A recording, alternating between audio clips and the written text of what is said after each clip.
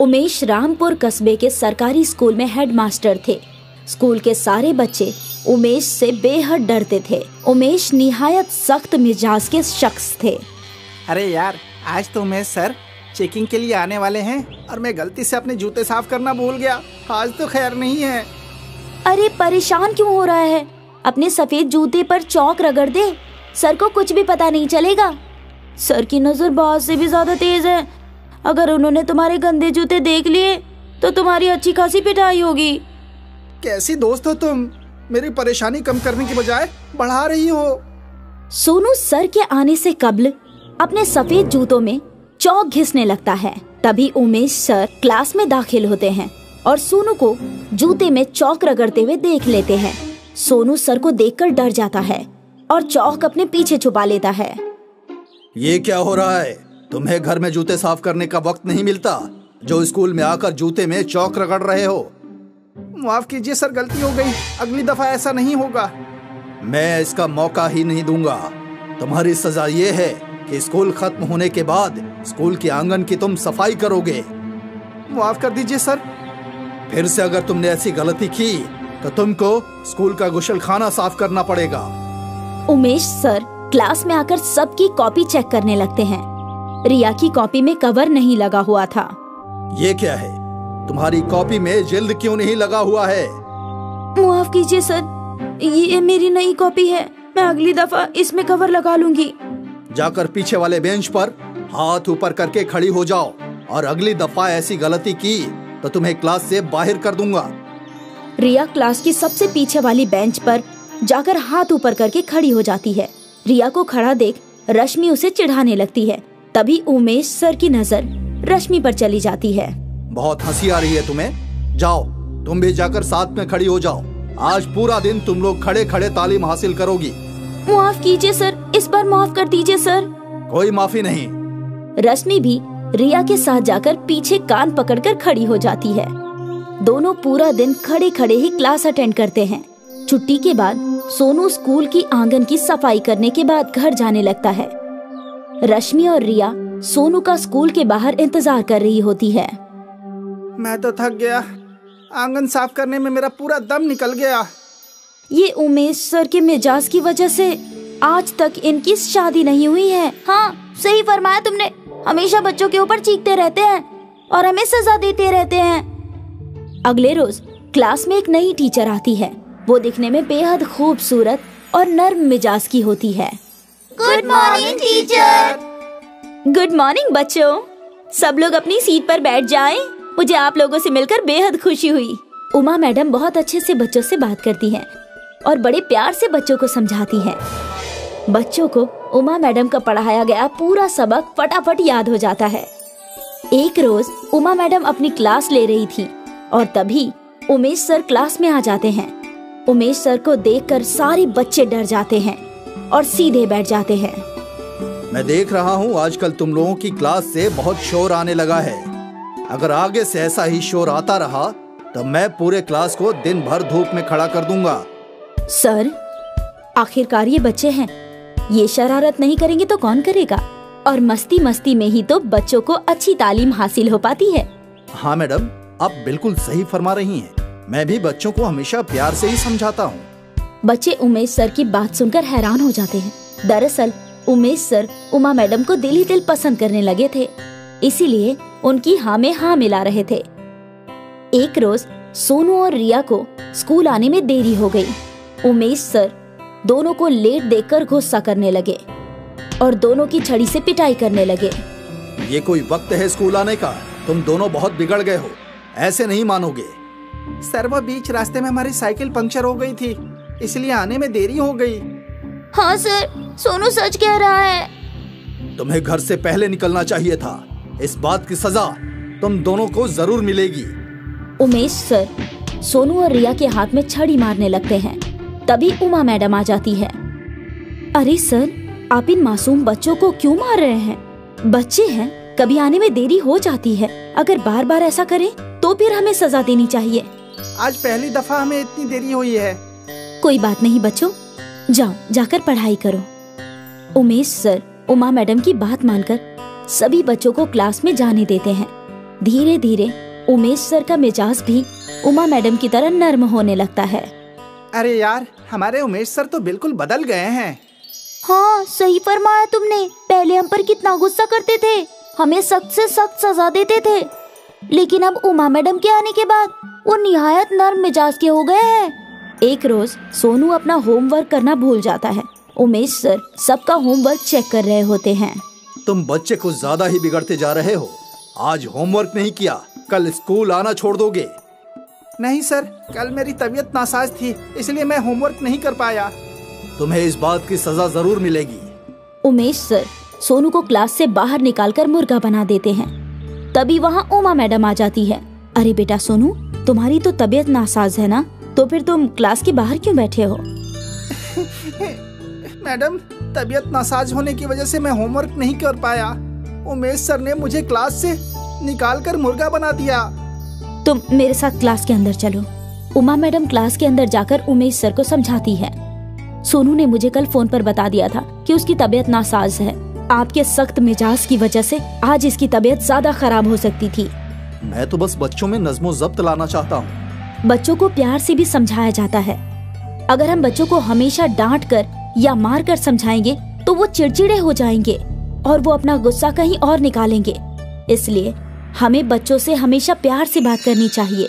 आखिर ये बच्चे हमारे मुल्क के मुस्तकबिल हैं। मुझे माफ कर दीजिए मैडम, मैं समझ गया। अगली बार से मैं बच्चों से हमेशा प्यार से ही पेश आऊंगा। उस रोज के बाद उमेश सर बच्चों के साथ प्यार से सलूक करने लगते हैं। कुछ ही रोज बाद उमेश सर और उमा मैडम की शादी हो जाती है और उमेश सर भी उमा मैडम के मानिंद नर्म मिजाज के हो जाते हैं। उमेश रामपुर कस्बे के सरकारी स्कूल में हेडमास्टर थे। स्कूल के सारे बच्चे उमेश से बेहद डरते थे। उमेश निहायत सख्त मिजाज के शख्स थे। अरे यार, आज तो उमेश सर चेकिंग के लिए आने वाले हैं और मैं गलती से अपने जूते साफ करना भूल गया।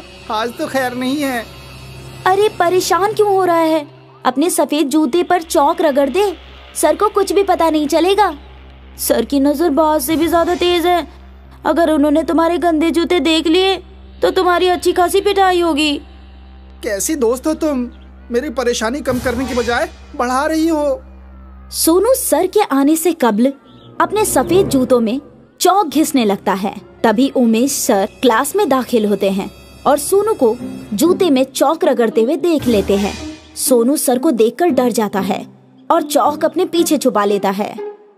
ये क्या हो रहा है? तुम्हें घर में जूते साफ करने का वक्त नहीं मिलता जो स्कूल में आकर जूते में चौक रगड़ रहे हो? माफ कीजिए सर, गलती हो गई। अगली दफा ऐसा नहीं होगा। मैं इसका मौका ही नहीं दूंगा। तुम्हारी सजा ये है कि स्कूल खत्म होने के बाद स्कूल के आंगन की तुम सफाई करोगे। माफ कर दीजिए सर। फिर से अगर तुमने ऐसी गलती की तो तुमको स्कूल का गुसलखाना साफ करना पड़ेगा। उमेश सर क्लास में आकर सबकी कॉपी चेक करने लगते हैं। रिया की कॉपी में कवर नहीं लगा हुआ था। ये क्या है? तुम्हारी कॉपी में जिल्द क्यों नहीं लगा हुआ है? माफ कीजिए सर, ये मेरी नई कॉपी है। मैं अगली दफा इसमें कवर लगा लूंगी। जाकर पीछे वाले बेंच पर हाथ ऊपर करके खड़ी हो जाओ और अगली दफा ऐसी गलती की तो तुम्हें क्लास से बाहर कर दूंगा। रिया क्लास की सबसे पीछे वाली बेंच पर जाकर हाथ ऊपर करके खड़ी हो जाती है। रिया को खड़ा देख रश्मि उसे चिढ़ाने लगती है। तभी उमेश सर की नजर रश्मि पर चली जाती है। बहुत हंसी आ रही है तुम्हें? जाओ तुम भी जाकर साथ में खड़ी हो जाओ। आज पूरा दिन तुम लोग खड़े खड़े तालीम हासिल करोगी। माफ कीजिए सर, इस बार माफ कर दीजिए सर। कोई माफी नहीं। रश्मि भी रिया के साथ जाकर पीछे कान पकड़कर खड़ी हो जाती है। दोनों पूरा दिन खड़े खड़े ही क्लास अटेंड करते हैं। छुट्टी के बाद सोनू स्कूल की आंगन की सफाई करने के बाद घर जाने लगता है। रश्मि और रिया सोनू का स्कूल के बाहर इंतजार कर रही होती है। मैं तो थक गया। आंगन साफ करने में मेरा पूरा दम निकल गया। ये उमेश सर के मिजाज की वजह से आज तक इनकी शादी नहीं हुई है। हाँ, सही फरमाया तुमने। हमेशा बच्चों के ऊपर चीखते रहते हैं और हमें सजा देते रहते हैं। अगले रोज क्लास में एक नई टीचर आती है। वो दिखने में बेहद खूबसूरत और नर्म मिजाज की होती है। Good morning teacher. Good morning बच्चों। सब लोग अपनी सीट पर बैठ जाएं। मुझे आप लोगों से मिलकर बेहद खुशी हुई। उमा मैडम बहुत अच्छे से बच्चों से बात करती हैं और बड़े प्यार से बच्चों को समझाती हैं। बच्चों को उमा मैडम का पढ़ाया गया पूरा सबक फटाफट याद हो जाता है। एक रोज उमा मैडम अपनी क्लास ले रही थी और तभी उमेश सर क्लास में आ जाते हैं।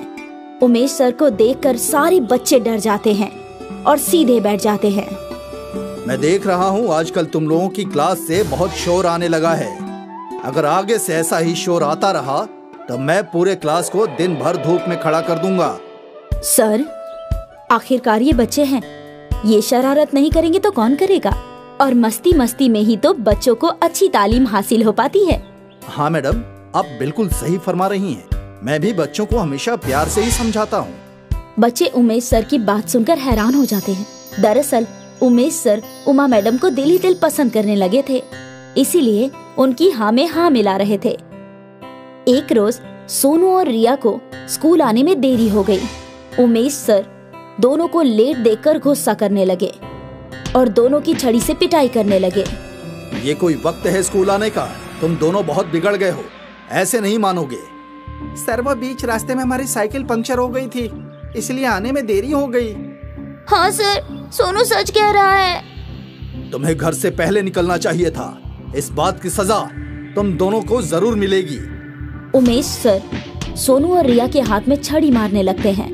तभी उमा मैडम आ जाती है। अरे सर, आप इन मासूम बच्चों को क्यों मार रहे हैं? बच्चे हैं, कभी आने में देरी हो जाती है। अगर बार बार ऐसा करें तो फिर हमें सजा देनी चाहिए। आज पहली दफा हमें इतनी देरी हुई है। कोई बात नहीं बच्चों, जाओ जाकर पढ़ाई करो। उमेश सर उमा मैडम की बात मानकर सभी बच्चों को क्लास में जाने देते हैं। धीरे धीरे उमेश सर का मिजाज भी उमा मैडम की तरह नर्म होने लगता है। अरे यार, हमारे उमेश सर तो बिल्कुल बदल गए हैं। हाँ, सही फरमाया तुमने। पहले हम पर कितना गुस्सा करते थे, हमें सख्त से सख्त सजा देते थे, लेकिन अब उमा मैडम के आने के बाद वो निहायत नर्म मिजाज के हो गए हैं। एक रोज सोनू अपना होमवर्क करना भूल जाता है। उमेश सर सबका होमवर्क चेक कर रहे होते हैं। तुम बच्चे कुछ ज्यादा ही बिगड़ते जा रहे हो। आज होमवर्क नहीं किया, कल स्कूल आना छोड़ दोगे। नहीं सर, कल मेरी तबीयत नासाज थी, इसलिए मैं होमवर्क नहीं कर पाया। तुम्हें इस बात की सजा जरूर मिलेगी। उमेश सर सोनू को क्लास से बाहर निकालकर मुर्गा बना देते हैं। तभी वहाँ उमा मैडम आ जाती है। अरे बेटा सोनू, तुम्हारी तो तबीयत नासाज है ना, तो फिर तुम क्लास के बाहर क्यों बैठे हो? मैडम, तबीयत नासाज होने की वजह से मैं होमवर्क नहीं कर पाया। उमेश सर ने मुझे क्लास से निकालकर मुर्गा बना दिया। तुम मेरे साथ क्लास के अंदर चलो। उमा मैडम क्लास के अंदर जाकर उमेश सर को समझाती है। सोनू ने मुझे कल फोन पर बता दिया था कि उसकी तबीयत नासाज है। आपके सख्त मिजाज की वजह से आज इसकी तबीयत ज्यादा खराब हो सकती थी। मैं तो बस बच्चों में नज़्मो ज़ब्त लाना चाहता हूँ। बच्चों को प्यार से भी समझाया जाता है। अगर हम बच्चों को हमेशा डांट कर या मार कर समझाएंगे तो वो चिड़चिड़े हो जाएंगे और वो अपना गुस्सा कहीं और निकालेंगे। इसलिए हमें बच्चों से हमेशा प्यार से बात करनी चाहिए। आखिर ये बच्चे हमारे मुल्क के मुस्तकबिल हैं।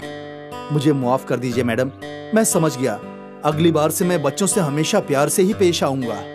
उस रोज के बाद उमेश सर बच्चों के साथ प्यार से सुलूक करने लगते हैं। कुछ ही रोज बाद उमेश सर और उमा मैडम की शादी हो जाती है और उमेश सर भी उमा मैडम के मानिंद नर्म मिजाज के हो जाते हैं।